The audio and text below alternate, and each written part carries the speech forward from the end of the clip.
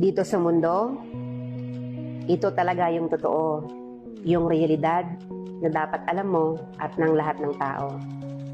Naparito kang hubad, aalis kang nakahubad. Dumating kang nangihina, lilisan kang mahina.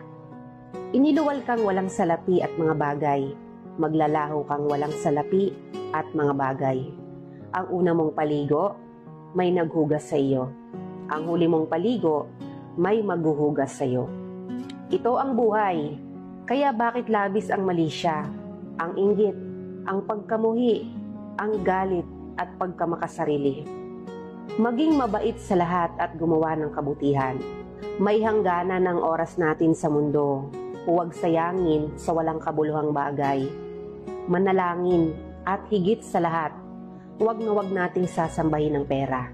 Dahil kahit anong dami ng pera mo o ng ari-arian mo, kapag binawi ng Diyos ang buhay mo, iiwan mo rin yan at hindi mo madadala sa iyong pupuntahan.